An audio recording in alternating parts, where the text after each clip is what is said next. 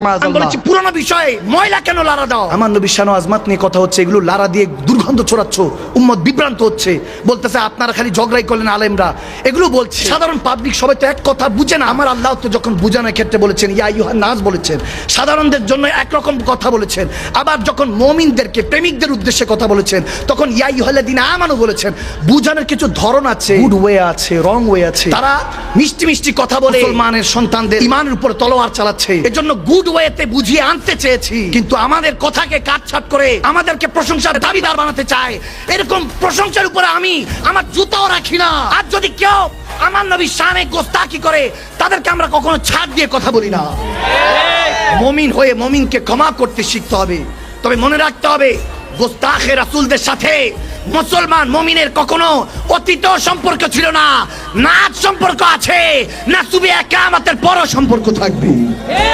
সৈয়দ জাদা আমি ওয়ালা ফখরা, আল্লাহ অহংকার থেকে হেফাজত করুক। আমরা সুন্নি মুসলমান, আমাদের ঘরানা সুন্নি। আমার দাদা হুজুর আবেদ শাহ মাদানী 3 বার বিষ খেয়েছেন, 4 বার জেলে গিয়েছেন আহলে সুন্নাত ওয়াল জামাতের জন্য। আমরা সেই ঘর থেকে আলহামদুলিল্লাহ সুন্নি পয়দা হয়েছি, সুন্নিয়ত শিখেছি। সুন্নিয়ত মানতে মানতে নবীর প্রেম, আহলে বায়াতের প্রেম, সাহাবায়ে রাসূলদের আদর্শ, ওলি আল্লাহদের মহব্বত বুকে ধারণ করতে করতে বড় হয়েছি। এই রক্তকে খরিদ করা এত সহজ না। আমার নবীর শানে যদি গোস্তাকি হয়, আমি বুঝানোর ক্ষেত্রে যদি কখনো কোনো কারো পক্ষে চলে যায় কথা, আমার নবীর বিরুদ্ধে সুম্মা মাআযাল্লাহ কথা চলে যায়, আমি আমার নবীর কদমের একবার নয় কয়েক কোটি বার কানে ধরে উঠবস করে ক্ষমা চেতে রাজি আছি। মুমিন তওবা করতে কখনো কৃপণতা করে না। তওবাতুন নাসুহা ওয়া তওবাতুল ক্বাবলাল মাউত, মৃত্যুর আগে তওবার রাস্তা আমার আল্লাহ খোলা রেখেছেন।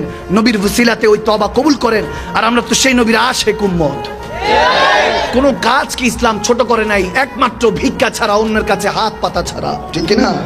নবী রাসূলদের শান এগুলো বলবো না আমরা। আদবে আউলিয়া বেয়াদবে শয়তান, আদিনি কুল্লা আদব। দিন প্রতিষ্ঠা আদবের উপর। কাফেররা বেয়াদবি করতো, মুমিনরা আদব বলা হয়ে থাকতো। এটার জন্যই আজকে আমাদের এই ইসলাম এতটুকু পর্যন্ত পৌঁছেছে। আমাকে কাউবয় বলেন, আমাকে রাখাল বলেন, মূর্খ চাষা বলেন, আমরা মেনে নিব।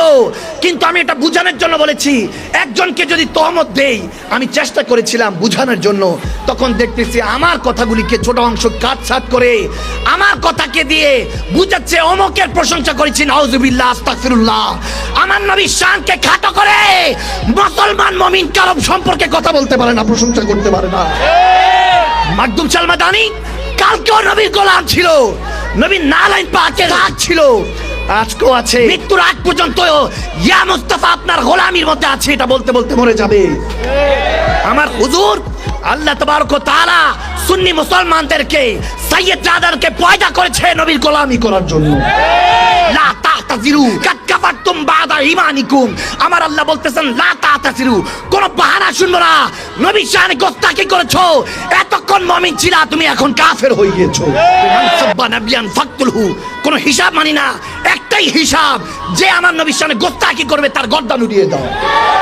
এখন তো জেনারেশন চেঞ্জ হয়েছে, জামানা চেঞ্জ হয়েছে। এই জন্য আমরা তো এখন চাইলেও আমার নবী দুশমনদেরকে ওই শাস্তি দিতে পারবো। জন্য আমি বুঝাবার জন্য, কারণ লক্ষ লক্ষ যুবকরা শুনে ওই তথাকথিত স্কলাররা পরিবর্তন হয়ে যায়। বিশেষ করে এখনকার যুবকরা আকীদা আহলে সুন্নাত সম্পর্কে খুব কম জানে। এজন্য মহব্বত দিয়ে, আদব দিয়ে, প্রেম দিয়ে তাদেরকে বুঝাবার চেষ্টা করেছি।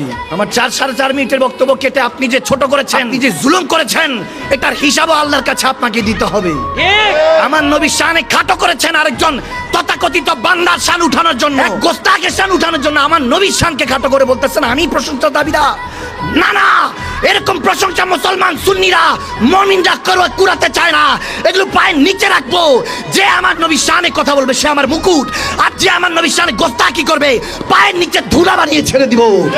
লক্ষ কোটি টাকা নয়, স্বর্ণের পাহাড়, হিমালয় পর্বতের মতো 100 কোটি হিমালয় পর্বত, স্বর্ণের পাহাড় নিয়ে আসেন। মাদানী সাহেব তো দূরে থাক, একটা সুন্নি মুসলমানের ছোট্ট যে মাদ্রাসার গলি দিয়ে হয়তো বা যায় নাই, তাকেও খরিদ করতে পারবেন না।